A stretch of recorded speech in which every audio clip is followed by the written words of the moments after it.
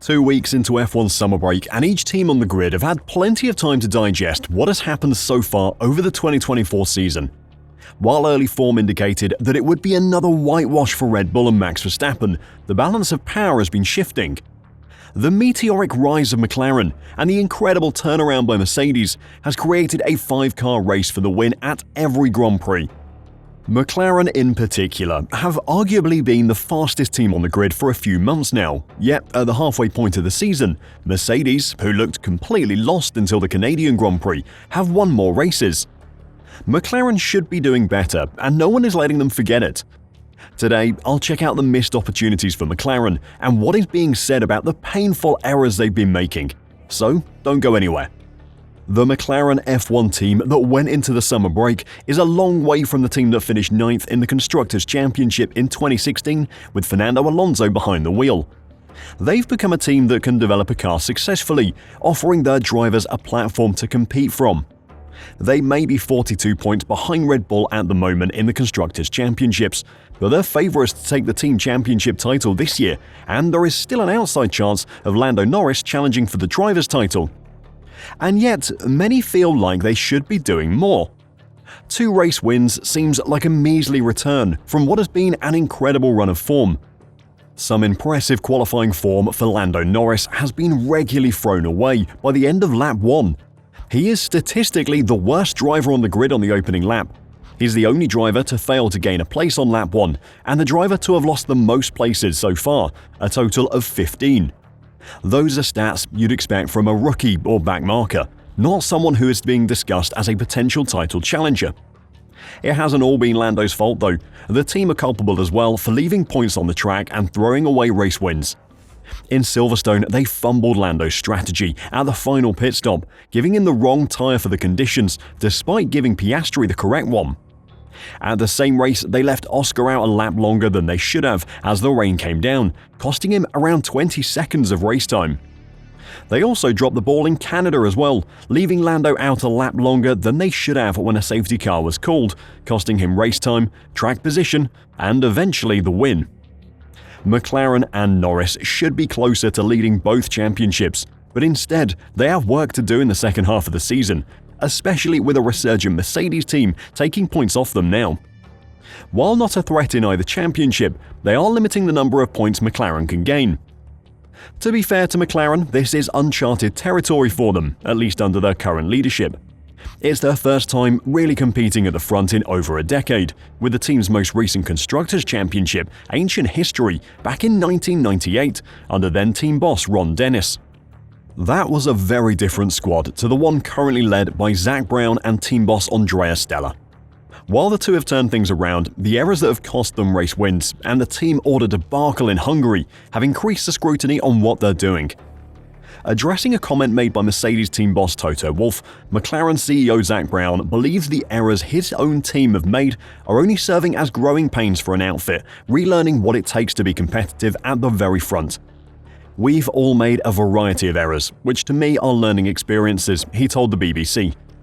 I thought Toto was accurate with his comment. He said, well, sometimes you figure these things out once they've kind of been put on your plate. So, if I look at the mistakes we've made, whether those are drivers or us, kind of doesn't matter. We're one team, we wouldn't make these mistakes again. We're learning, and I think maybe because we've got where we are quicker than we thought, it shows we still have learning to do. Wolff is far from the only person to critique McLaren for making mistakes so far this season though, with the team admitting they should have finished the British Grand Prix in first and second, and then missing out on race wins in Canada, Spain and Austria. Karen Chandhog has exposed one key remaining weakness, a lack of interest to be bolder and take more risks. The drivers have really raised their game.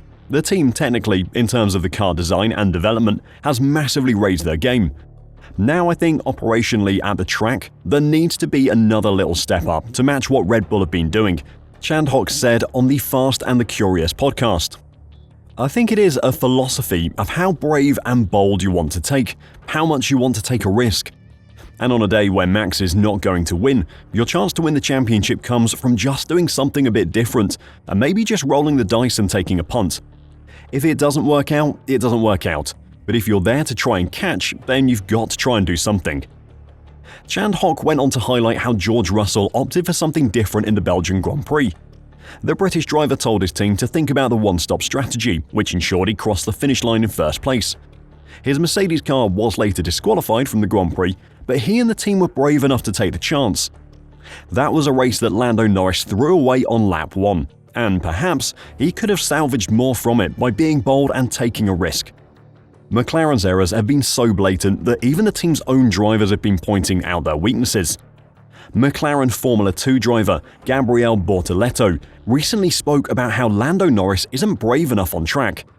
The 2023 F3 champion highlighted why he thinks Lando Norris won't beat Max Verstappen this season, saying, "I do believe McLaren is the better team, but in all the battles Verstappen had with Lando, he prevailed because he's more aggressive and takes more risks." Winning in Formula 1 requires more than just a good car and driver, though Mercedes may have something to say about that. When the field is competitive, you can't just perform well and expect the wins to come to you. You have to make the decisions and the moves that will win you the race. Relying on your competitors making mistakes or not being brave enough to take a risk to try and win has never been how F1 has worked. That is something that McLaren have learned the hard way over the past couple of months. The pressure is on now for McLaren to prove that they've taken on board the lessons that have been taught to them so far this season. For Lando Norris, a driver who's long been heralded as a future champion, that means learning to fight Verstappen. But it isn't just the Red Bull driver he has to look out for. Oscar Piastri finished the first half of the season in impressive form, picking up 3 podiums in 4 races, including a race win, and outscoring his teammate 80 points to 49. Lando had an easy time against his last teammate Daniel Ricciardo, and comfortably beat Oscar Piastri in the Aussies' rookie season. But this year, Oscar looks a match for him, and Damon Hill thinks it's causing the Brit to crack. Lando has enjoyed the status of being the person in McLaren, which provided the results for them and excited them. "Now we've got Oscar, who is equally the man," said Hill. "I think Lando's got the edge, but it can't be comfortable when you look over your shoulder and you've outqualified your teammate by only a tenth of a second, or even less sometimes. That means that every time you go out to do a lap, you have to get every tiny bit right, because otherwise you'll be behind him." The point is, if they don't win the World Championship with Lando or Oscar this year, let's say Lando, who's closest, and they miss out by a few points, McLaren will look back at Hungary and go, "Why do we do that?" What has made Oscar Piastri's recent form even more impressive is the injury he's been carrying. Piastri recently shared a photo of an X-ray on social media which was taken a day after the race at Silverstone. It shows that he had a fractured rib while racing to a win in Hungary and second place in Belgium. It's unclear how he sustained the fracture during the British Grand Prix. However, he admitted that he's still suffering from the problem 2 weeks after the most recent race at Spa. The level of performance he's been putting in while carrying that injury is astonishing. With Lando and Oscar on top form after the summer break, McLaren have a serious chance of taking both championships, but they have to have learned from the mistakes they made before the summer break. Otherwise, the criticism is only going to get louder. Do you think McLaren deserve to be judged for the mistakes they've made this season? Or should they be given the time to make mistakes and learn from them? Let me know your thoughts in the comments down below, and until next time, drive safe and bye for now.